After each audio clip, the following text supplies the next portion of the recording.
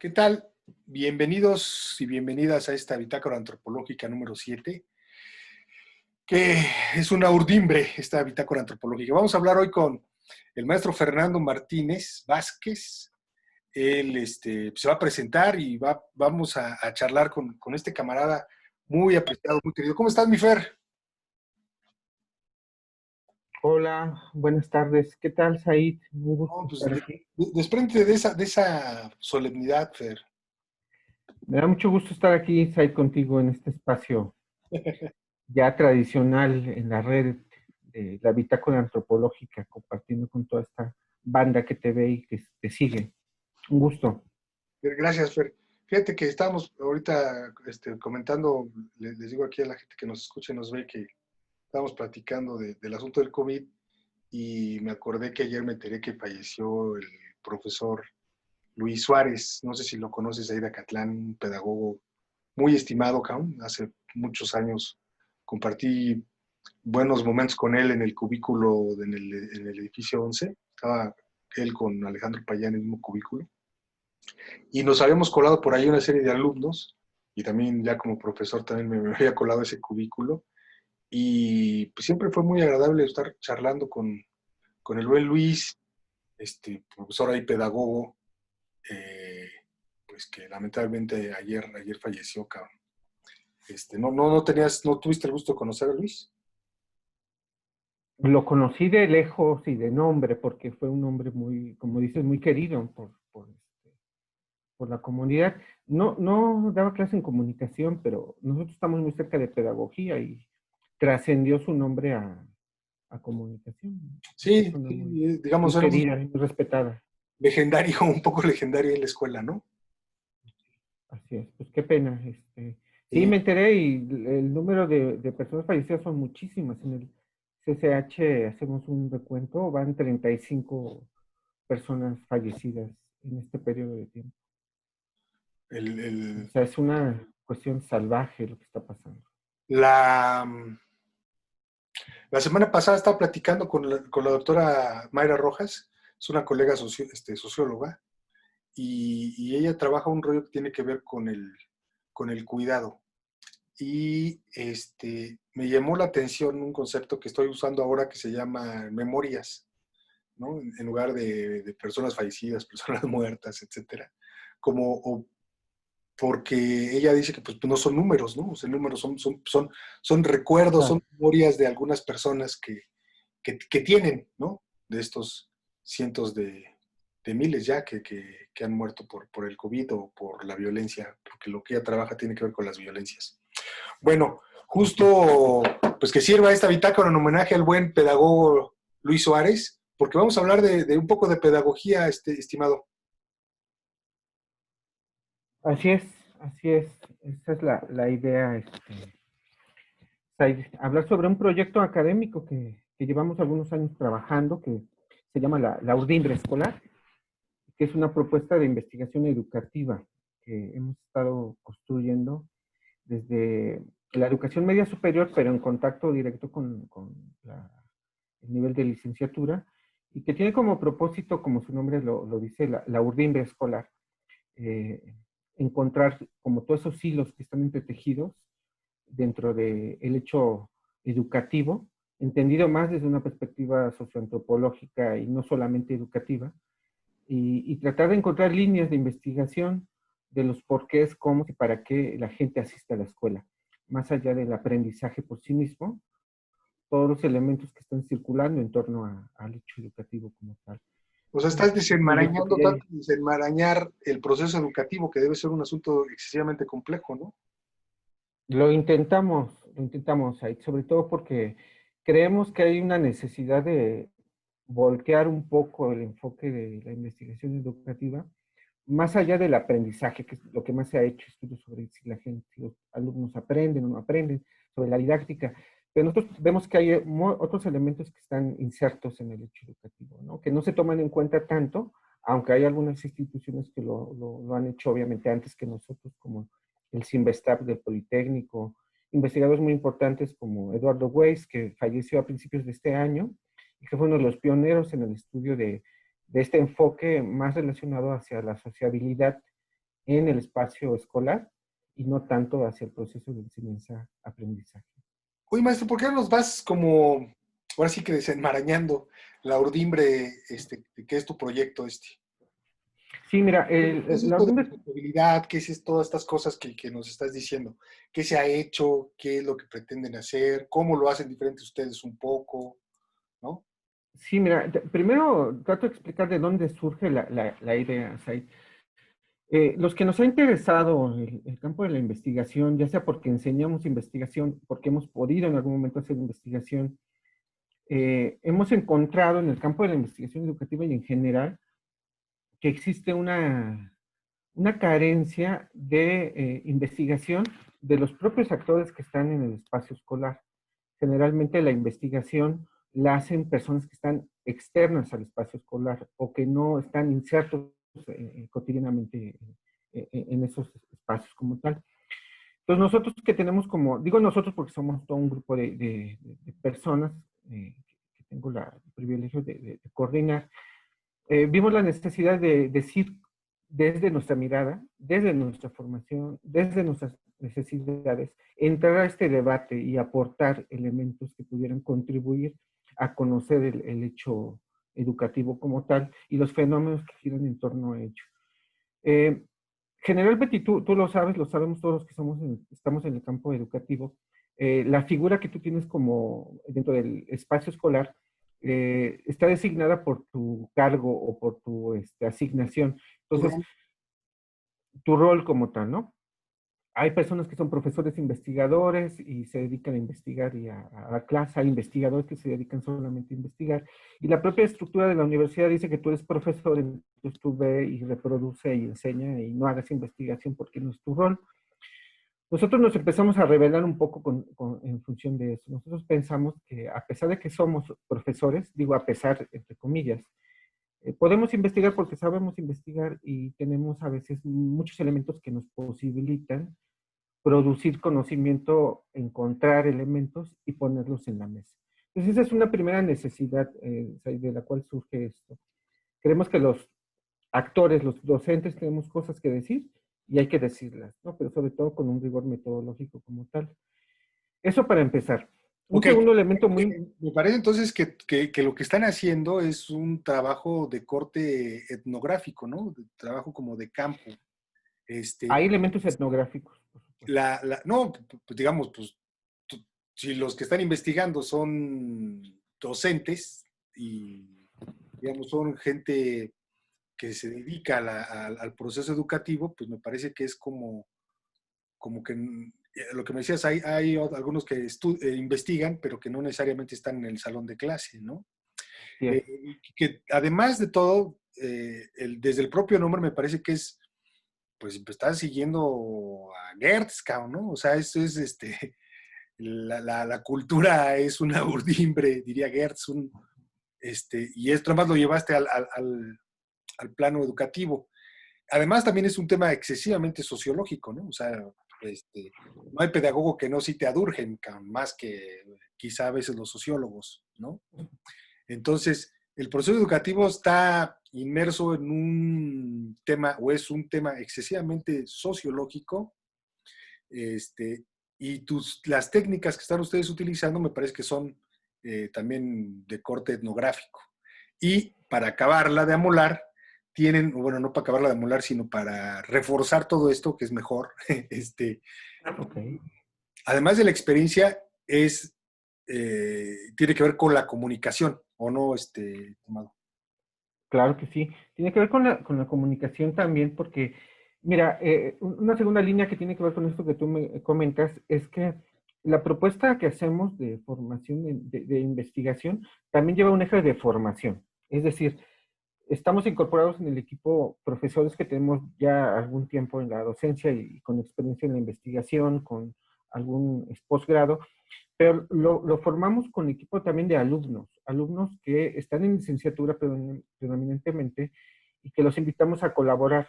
Pues aquí la idea es un poco armar un equipo donde todos aprendamos, pero también los chavos se formen en el campo, se formen en la experiencia investigativa en estas áreas. Entonces, por un lado está esa necesidad de decir, de investigar y de conocer. Por otro está la necesidad de formar cuadros de jóvenes, si no necesariamente investigadores, que ojalá lleguen a ser investigadores, pero sí que aprendan a hacer investigación. Entonces, esas dos líneas ahí son muy importantes para nosotros.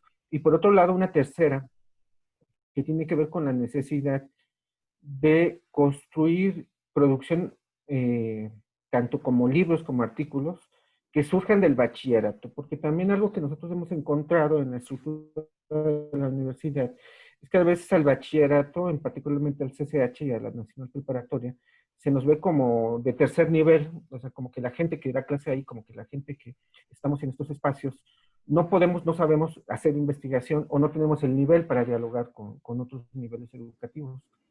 Nosotros pensamos que sí, que tenemos la preparación, que tenemos la formación y que tenemos elementos que nos permiten establecer un diálogo con otros niveles. Entonces esa es la otra necesidad, ahí también posicionar de alguna manera este nivel académico dentro de las distintas voces que están circulando dentro de la esfera de producción de conocimiento y de difusión.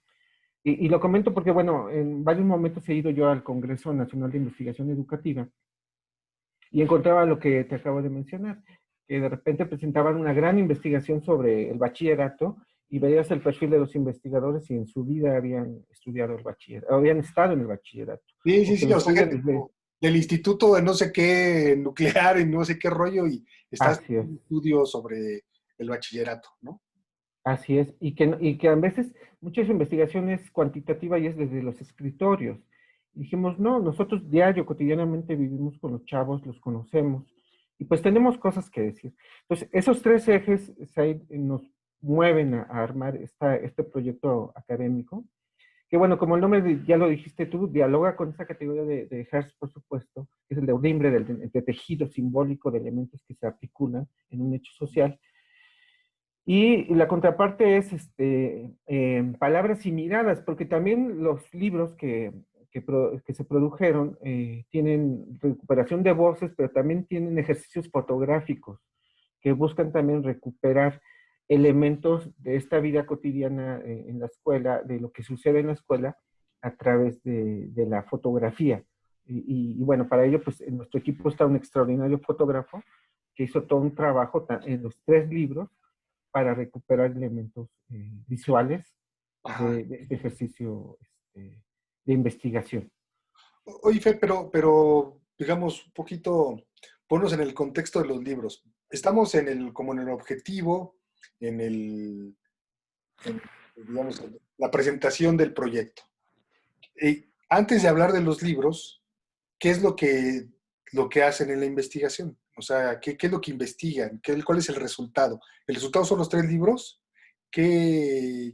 O sea, tú llevas alumnos de la facultad que interesados en investigar, llevan todo un equipo atrás, traen esta intención de poder acercar y casi acercar a la gente lo que está sucediendo en el bachillerato. Y otra cosa que me parece que es de aplaudir tiene que ver con el asunto de equilibrar el nivel de los profesores, pues, ¿no? Del diálogo sobre todo, porque, o más bien de la gente que se dedica a la docencia, porque también los investigadores en cierto sentido son docentes, pues, ¿no? No están frente al aula, pero de alguna forma son docentes. Este, ¿Qué es lo que, digamos, ya está toda esta parte, pero qué es, no me queda muy claro qué es lo que hacen, qué investigan? Hay distintos objetos de estudio. Mira, Said, se produjeron tres libros. El primer libro, es más, se los presento aquí en la cámara. Alumnos. Alumnos. Ese fue el primer eje que articuló este primer libro. Y como su nombre lo dice, lo que buscamos ahí fue entretejer, descubrir los porqués y los para qué los alumnos van a la escuela. O sea, básicamente, ¿no? Pero obviamente desde la mirada de ellos mismos.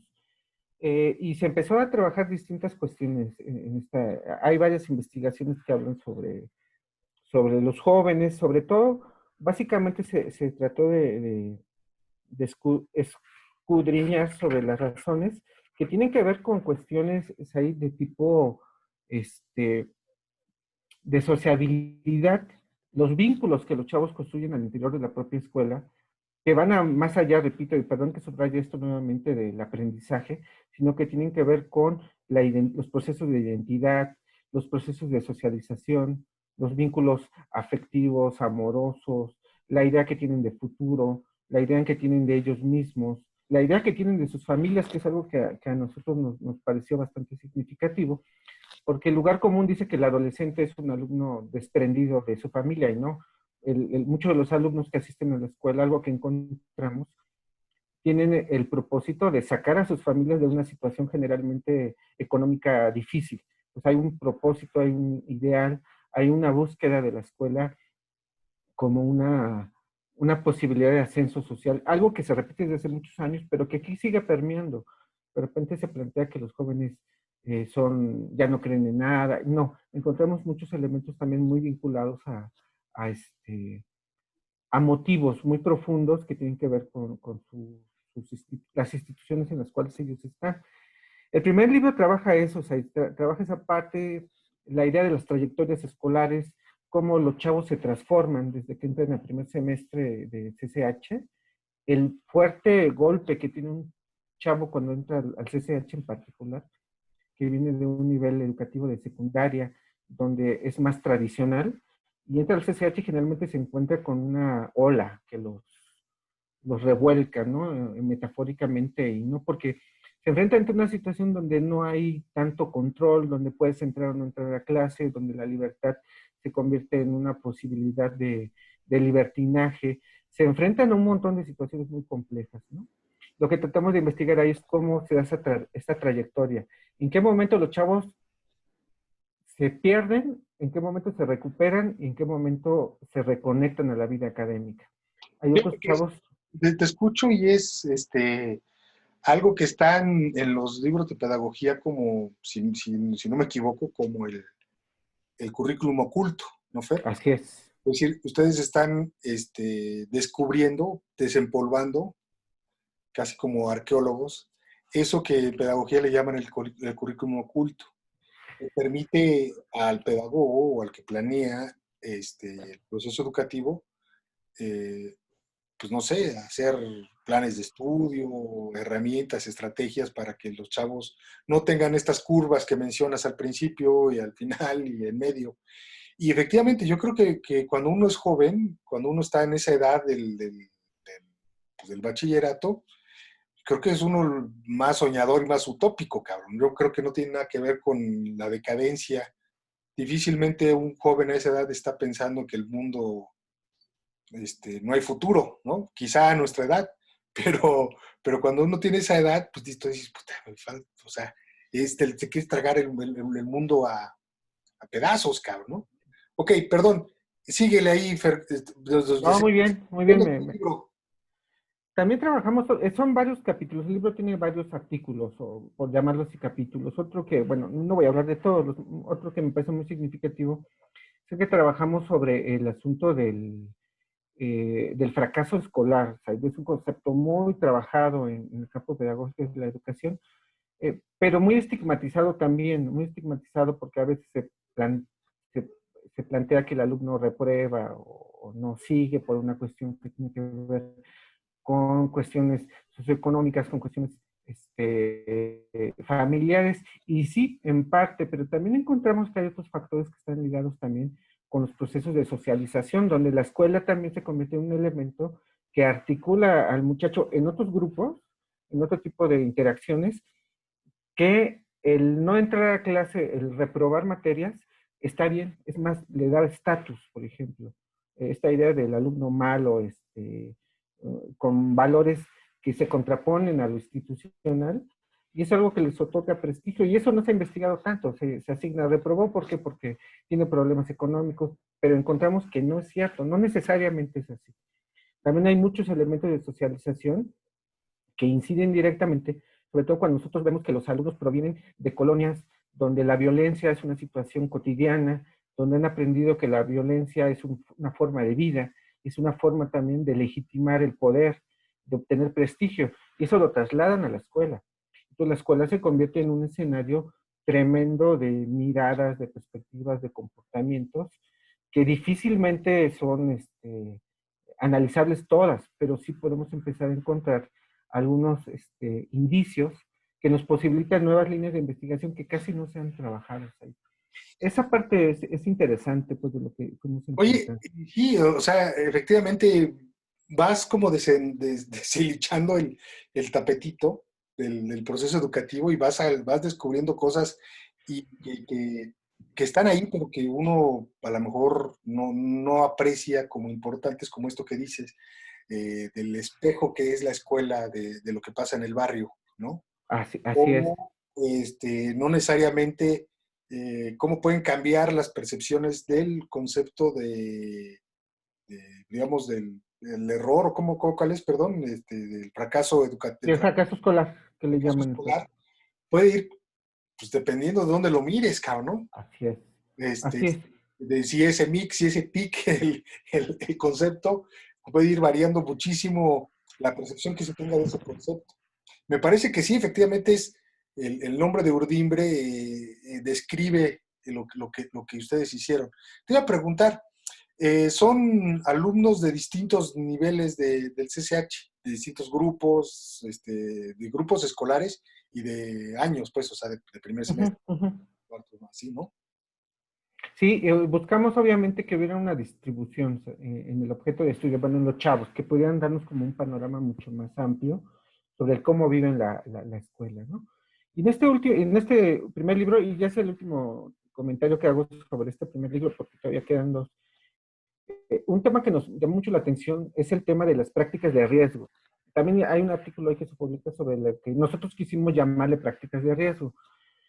Entendido desde una posición, obviamente, de, por ejemplo, tradicional. ¿Qué es una práctica de riesgo? Pues todas las prácticas que realiza el alumno o el joven y que le pueden generar un daño físico,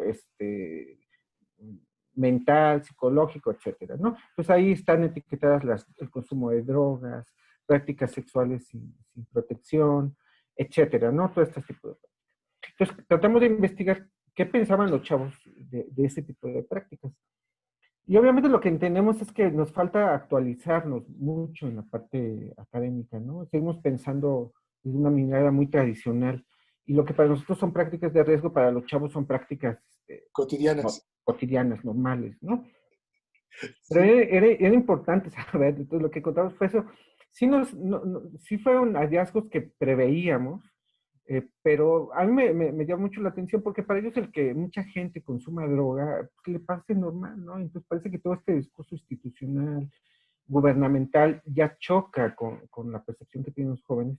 Y de ahí entiendes por qué muchas campañas en contra de las drogas, etcétera, no funcionan, porque le estás hablando de algo que no tiene que ver con ellos, ¿no? Pero no se reconocen.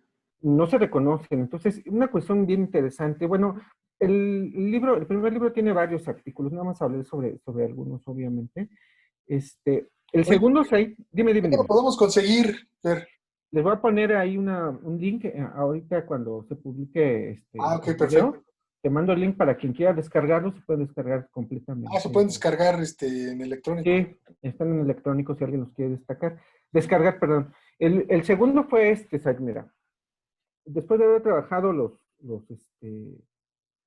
a los chavos, dijimos, ¿y los profes qué? ¿No? Y entonces quisimos hacer un segundo libro sobre cómo viven los profes el hecho docente, pues, la acción docente. Pero nosotros nos quisimos concentrar en los profesores fundadores del CCH. A lo mejor no es algo que, bueno, en la comunidad CCHera es un lugar común decir lo que voy a mencionar, pero pues el CCH es un proyecto que surge en el 71, va a cumplir 50 años, muy innovador en su momento, y yo creo que lo sigue siendo todavía, pero que se construye en contraparte al modelo de la preparatoria. Pero todos los profes que formaron ese modelo del CCH lo construyeron sobre la marcha. Se enfrentaron a un montón de situaciones sumamente complejas, como por ejemplo, quienes hemos estado revisando la historia del colegio, pues no existían programas de estudio, se trabajó bajo un modelo muy setentero en ese momento, donde los profes se reunían para decidir qué daban y cómo lo daban, se reunían para decidir cómo evaluar, se decidían para distribuirse en los grupos. O sea, era una especie de comuna académica donde los grupos de docentes construyeron el CCH hasta muchos años, este modelo que te comento de socialización, de trabajo grupal, donde los profes se autoorganizaban, duró mucho tiempo. El punto está en que todos esos profes construyeron el colegio, construyeron lo que es ahorita el CCH, se enfrentaron a un montón de problemas, desde problemas académicos como el que acabo de mencionar, de que no había programas de estudio, hasta problemas que, bueno, ellos narran directamente de que a veces los alumnos eran más grandes que ellos, ¿no? En el 71, cuando empiezan las primeras generaciones, pues tenían alumnos mayores, situaciones muy difíciles que se vivieron en México en esa época. Estamos hablando de durante la plena, el surgimiento de los movimientos, viene el 68, viene el halconazo, un momento de mucha represión política. Bueno, todos estos, exactamente, todos estos grupos políticos en esa época generan un clima muy complejo en el CCH, situaciones de mucha violencia, un porrismo exacerbado, el gobierno entrando directamente con la policía, una situación muy caótica. Y los profesores en este libro, ¿sabes? Que les menciono, que se llama Maestros Fundadores, lo que tratamos de hacer es recuperar la experiencia de los profes, cómo vivieron esa época, cómo se fueron configurando como profesores, cómo fueron construyendo el colegio, y hicimos preguntas muy, muy relacionadas con la vida académica, pero también con la vida personal.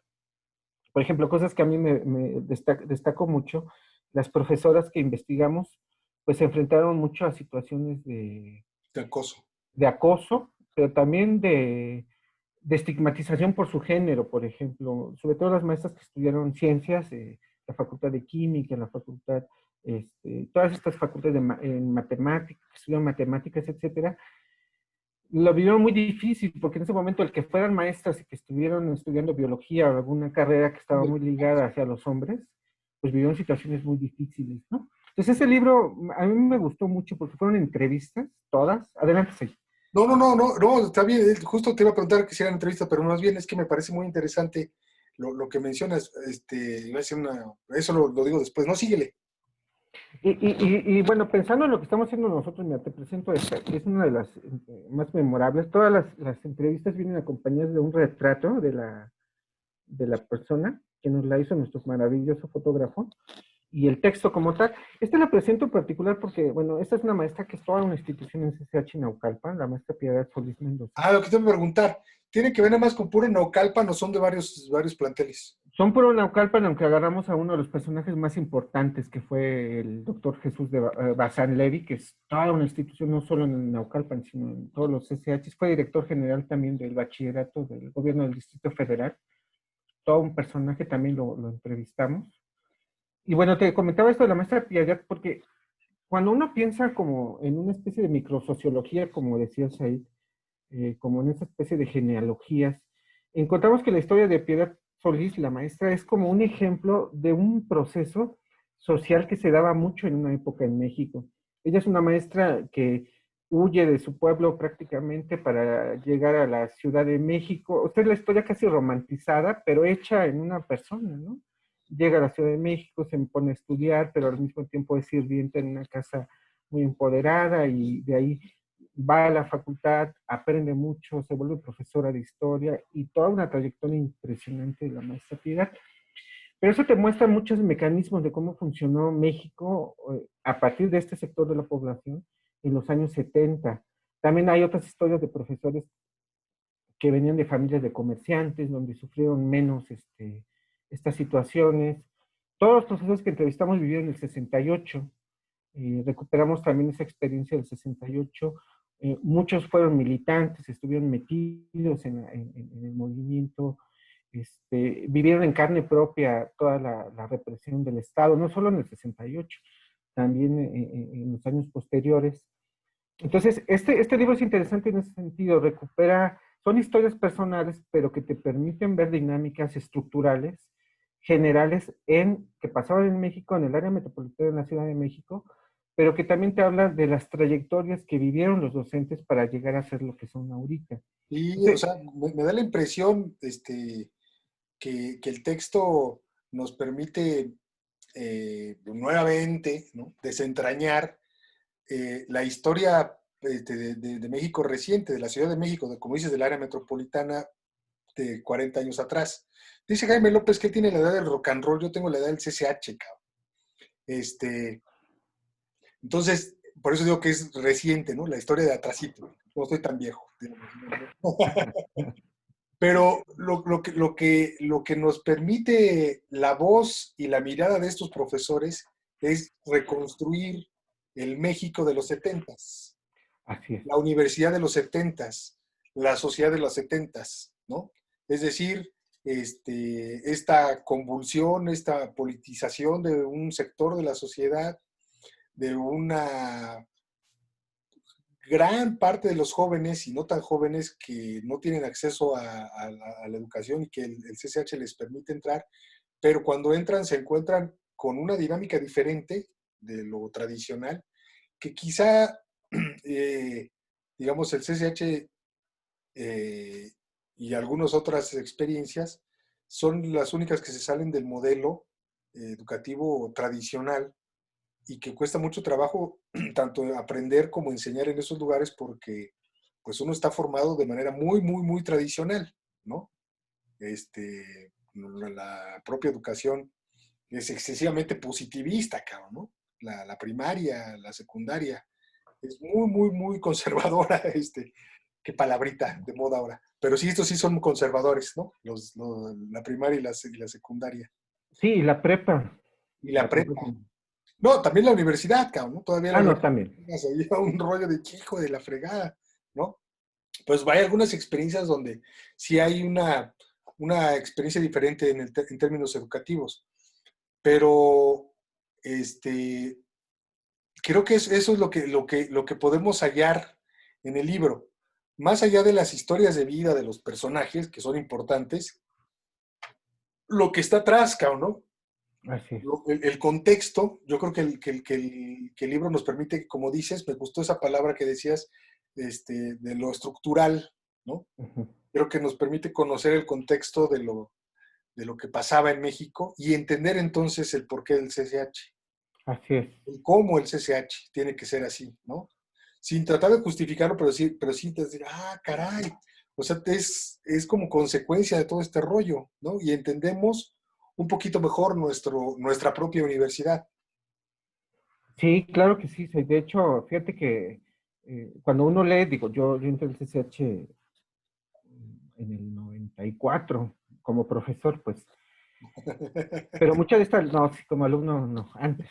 No, bueno, regresando al punto que decías de la tradición, bueno, yo soy egresado de la prepa, yo soy egresado de la prepa 9, y bueno, obviamente estudié en la FES y pues es un método tradicional, modelo tradicional. Y cuando llegas al CCH, bueno, mi experiencia como profesor, pues te espantas, ¿no?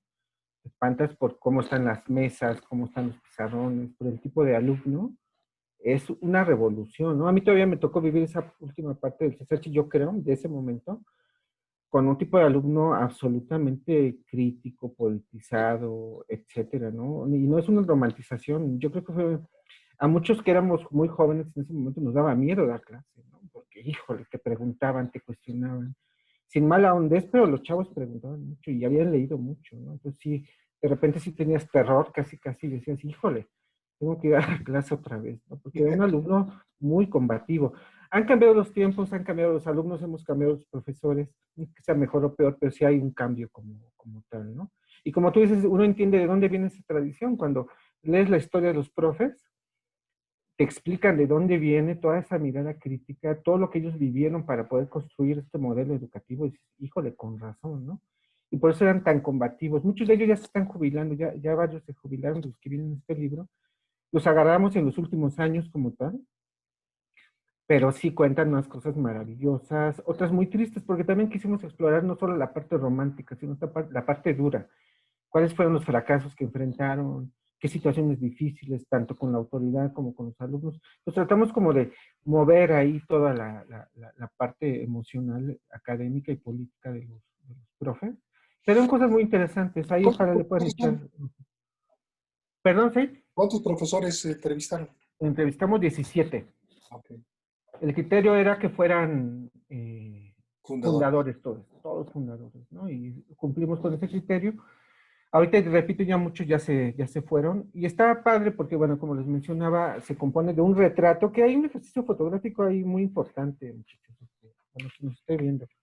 Por ahí ojalá Leo vea esta entrevista. El sacar retratos tampoco es fácil. Y nuestro fotógrafo hizo una cosa maravillosa con todos los entrevistados. Los entrevistamos, obviamente, y luego les tomó un retrato. Y que ahí viene el concepto también de qué es un retrato fotográfico, cómo se tiene que sacar un retrato fotográfico. Y nuestro fotógrafo hizo un gran trabajo, ¿no? Okay. Bueno, ¿y el tercero? Es este. Este lo presentamos No lo alcanzo a ver. año. Es un poquito más. Este año en la FIL de Minería. Arriba, arriba, arriba. Pero no lo muevas. Ahí está, Caminos de la Investigación. Listo. Este libro, o sea, es consecuencia del primero y del segundo. Lo que buscamos aquí fue como pensar en nuevas posibilidades de hacer investigación. ¿Cuáles son los nuevos temas? ¿Hacia dónde podría ir la investigación? ¿Y si hay nuevos temas? Pues fíjate que encontramos, yo creo que, pues si no nuevos temas, por lo menos nuevos enfoques como tal. Voy a mencionar dos nada más, ¿no? Yo creo que sí, hay que revolverlos, ¿no? Porque yo creo que no hay nuevos temas, sino más bien hay que desempolvarlos. Sí, hay que desempolvarlos. Lo dijiste tú bien hace rato, que más bien era un ejercicio de retomar, reconstruir, resignificar algunos conceptos que ya son tradicionales, ¿no? Pero sí ponerlos otra vez en vigencia. A ver, nos ibas a decir unos temas. Voy a decir uno, que fue el más polémico y que nos generó varios problemas, ¿no? El porrismo, Said. El porrismo es uno de los temas tabú en la universidad.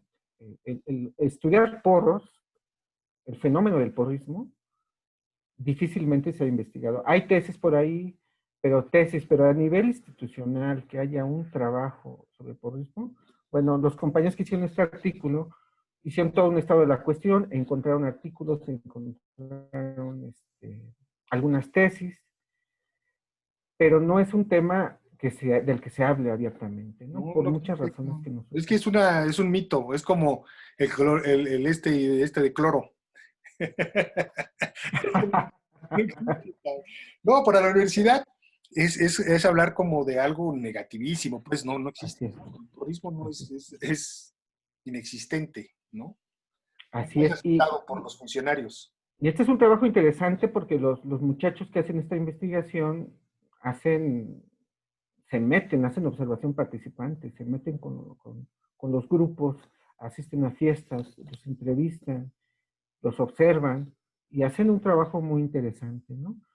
Lo que tratamos de hacer aquí en este artículo que mencionas ahí fue como tratar de tocar este tema, pero no desde el estigma, de decir, ay, los porros son unos delincuentes, y etcétera. Bajo una mirada así puede ser, bajo una mirada estigmatizadora, pero si tú los ves, pues son personas, o sea, yo tengo muchos alumnos en las aulas que son porros, y tú los ves, pues son chamacos normales como cualquier otro, ¿no? Que de repente en esos grupos adquieren ciertos comportamientos, pero hay razones.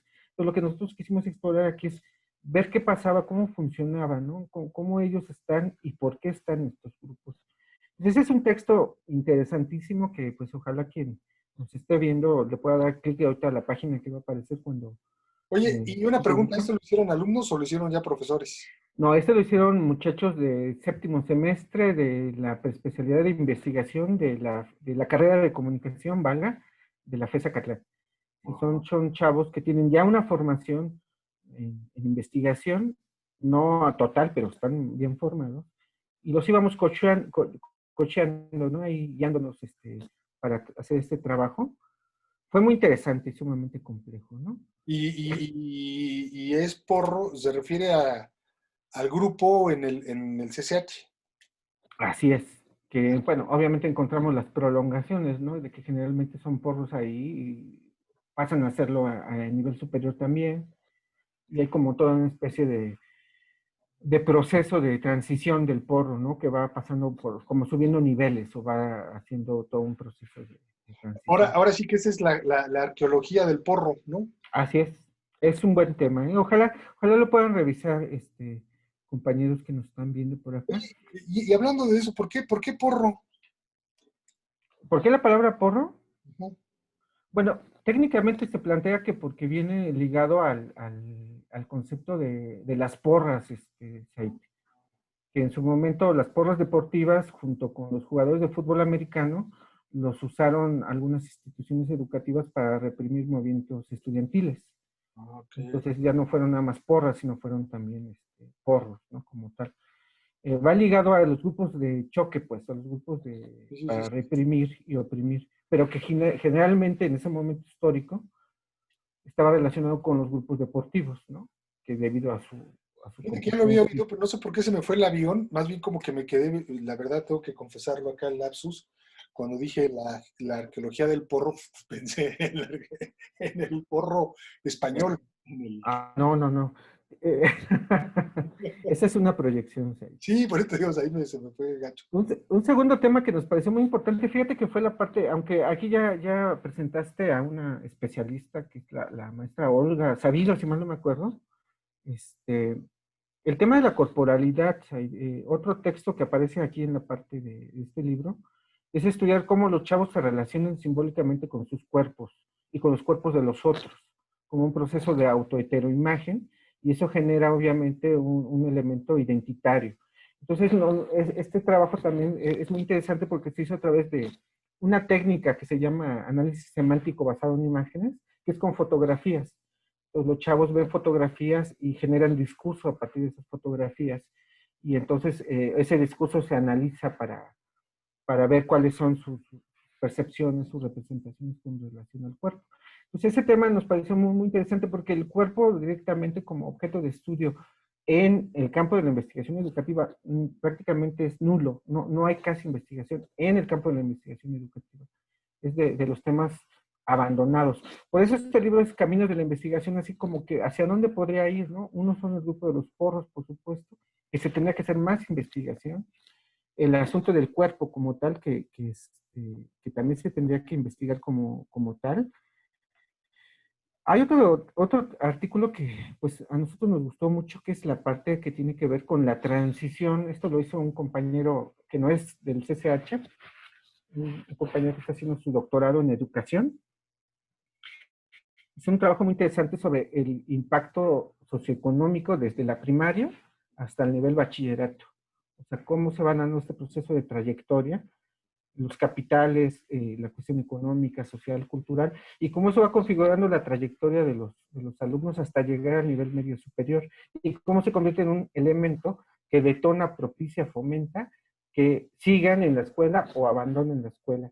Ese trabajo de trayectorias, de largas trayectorias ahí, porque generalmente se hace de trayectorias pero muy pequeñas, de 3 años, pero hacer un recorrido desde la primaria, estructuralmente para ver cómo se va dando la trayectoria, nos parece que es algo indispensable más en este momento histórico, que se están enfrentando situaciones, se van a enfrentar situaciones de abandono escolar, de reprobación, y seguramente de un bajo aprendizaje por todo el contexto que estamos viviendo, ¿no? Claro. Entonces, es otro trabajo, bueno, que a nosotros nos pareció muy interesante con relación a recuperar esta temática. Y bueno, otros elementos que también nos han servido mucho. Un trabajo, ya con esto termino el tercer libro. Hay más artículos, pero bueno, ojalá lo puedan ver, de un grupo de profesores, que a mí me gustó mucho esa investigación, que hacen una estrategia de intervención a través del teatro. Haz de cuenta, lo que ellos hacen es, detectan alumnos que tienen problemas de aprendizaje. Es como investigación de acción participativa, ¿sí? Más bien es investigación de acción participativa. Los llaman, los invitan a entrar a un grupo de teatro y usan el teatro como una estrategia para reposicionarlos como alumnos que se reconecten a la vida académica, que adquieren confianza en sí mismos, en su expresividad, en su cuerpo, y los vuelven a sacar a la parte académica. O sea, a mí me gustó mucho, ellos lo datan, hacen toda un seguimiento, siguen una bitácora, recuperan la experiencia de los jóvenes y hacen el seguimiento completo. Entonces es un trabajo muy interesante porque son de esas técnicas de investigación de acción participativas ligadas con el arte, en este caso con el teatro. Es un trabajo interesantísimo. Obviamente el profe que escribe, uno de los coautores, es un maestro de teatro con una experiencia impresionante. Pero él parte de la pregunta, ¿cómo usar el arte, cómo usar el teatro como un elemento que auxilie a los chavos, que los ayude a romper cierto tipo de situaciones que tienen que ver con sus propios miedos, con una serie de circunstancias que los rodean, para rearticularlos a la parte escolar? Entonces es un trabajo interesantísimo, ojalá lo puedan revisar y me gustó mucho porque es interdisciplinario y va conectado a toda esta parte, ¿no? Y ese es el tercer libro, o sea, que publicamos, son tres, repito, tratamos de juntar como la gama de profe, alumnos. Nos faltó uno y nos lo dejaban en claro muchos compañeros trabajadores en el CCH, ¿no? Y dijeron, ¿y nosotros qué? Los trabajadores también somos parte de la escuela, ¿no? ¿Por qué no nos entrevistan a los bibliotecarios, a la señora de intendencia, la que siempre está barriendo y que seguramente sabe más del mundo CCHero que cualquiera de nosotros, la que está barriendo cotidianamente, el De la señor que garganta, incluso. sí, sí, sí, la señora que limpia los baños, o sea, pues claro, imagínate todo el conocimiento y saberes que tienen ellos sobre la vida cotidiana en el CCH, ¿no? Y No, no y solo en el CCH, pero, el tema se pone muy, muy escabroso, Fer, con el asunto del sindicato. Es por decir, supuesto. los actores en el proceso educativo no solamente son los alumnos y los profesores.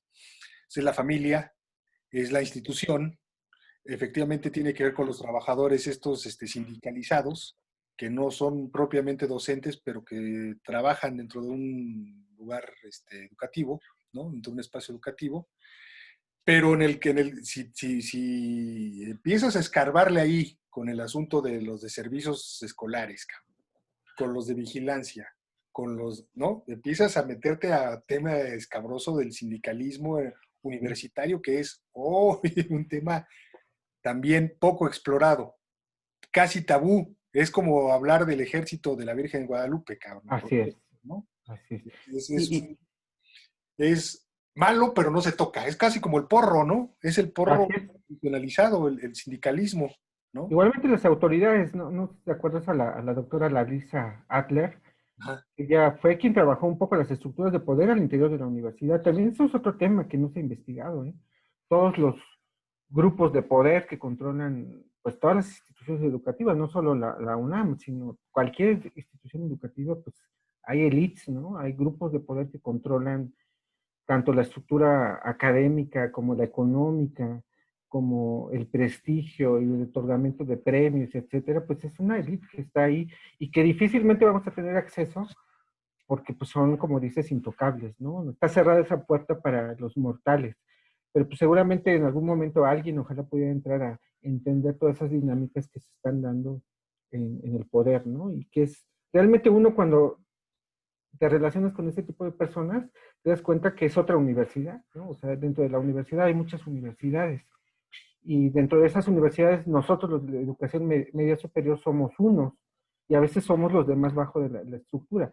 Por eso, otra vez regresando al principio, buscamos producir esto para hacernos ver, para decir Da aquí la mano. estamos, tenemos mucho que decir y decirlo bien, no solo decir y gritar, sino aquí está un trabajo de investigación, hay trabajos de investigación, habemos mucha gente que sabemos y que tenemos necesidad de producir y de contribuir al conocimiento y pues aquí estamos, ¿no?